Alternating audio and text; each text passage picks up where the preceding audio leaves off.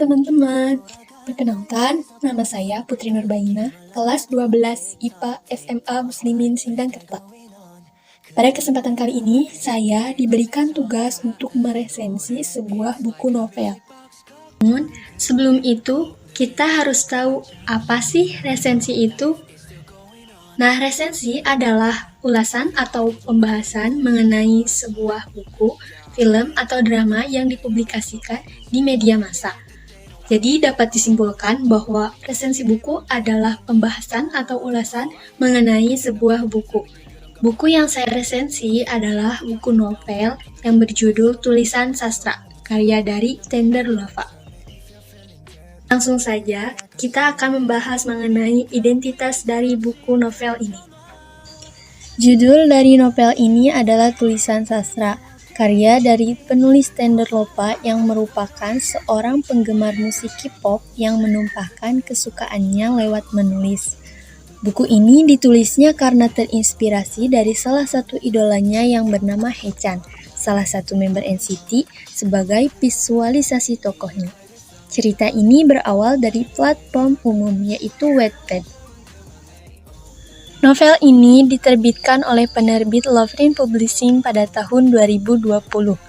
Tebal buku ini mencapai 345 halaman dengan harga sebesar Rp99.000. Namun karena ada cover terbaru dari novel ini, harganya menjadi naik, yaitu menjadi Rp106.000. Novel ini dapat Anda beli di toko online ataupun Gramedia terdekat. Novel Tulisan Sastra ini menceritakan tentang sastra. Seseorang yang sangat mencintai keluarganya, namun dia juga begitu mencintai musik dan Sahara, kekasihnya. Menggelar pertunjukan solo sebagai seorang pianis dan disaksikan keluarga, juga Sahara, adalah salah satu impian terberatnya. Baginya, impian sama halnya dengan tangga nada. Keluarga adalah garis para nada, sedangkan Sahara melengkapinya dengan jajaran not balok untuk menjadikannya lebih indah. Yang pergi biarlah pergi, yang tinggal sudah seharusnya dijaga. Kalau enggak ada yang abadi dalam bahagia, berarti enggak ada yang abadi juga dalam sedih. Sepenggal kutipan yang tercetak jelas dalam sampul ini. Seperti yang sastra bilang, hidup itu perihal menyambut dan kehilangan. Seperti lagunya Endang Sukanti. Andika Sastra Gautama, anak tengah dari keluarga Bapak Suyadi. Sastra merupakan sosok yang humoris, namun tak begitu menyukai hujan. Bisa dibilang, sastra itu happy virus. Selain itu, sastra juga orang yang romantis dan tragis. Pasalnya, sang gadis pujaan hati menjadikan sastra pelarian semata.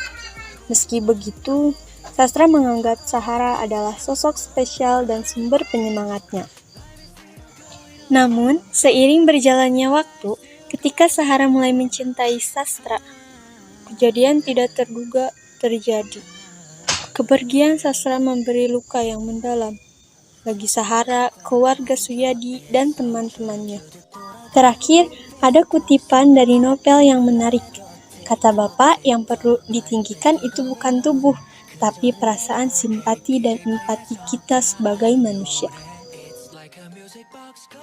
Kelebihan dari buku ini adalah semua bagian yang terdapat di dalamnya selalu menumbuhkan rasa penasaran dan emosional dalam diri setiap pembacanya. Kisah dari para tokohnya pun luar biasa. Tak hanya itu, pesan yang diutarakan oleh penulis tersampaikan dengan baik. Apalagi melihat covernya yang terbaru, wah sangat cantik, membuat orang tergugah untuk membelinya. Setiap kelebihan pasti ada kekurangan.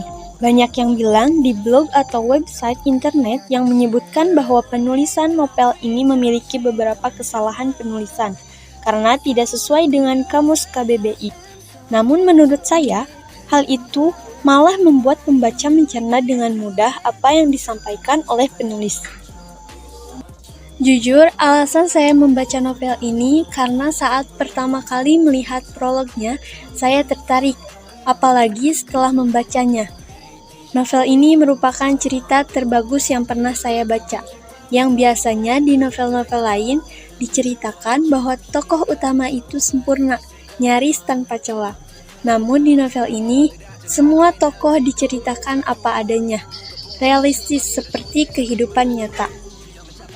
At least, saya berharap semua orang pernah membaca buku ini. Sekali mungkin seumur hidup. Why? Kenapa sih harus baca buku ini? Because banyak sekali pelajaran yang bisa diambil dari buku ini. Saya selalu bermimpi mempunyai rumah dan keluarga sehangat keluarga Bapak Suyadi. Karena seperti yang buku ini bilang, rumah mereka disangga oleh tiang-tiang kokoh, dan mereka adalah tiangnya. Adapun sastra, walau terkadang dia pecicilan, tengil, dan sering membuat orang jengkel, dia adalah tokoh motivator untuk semua orang.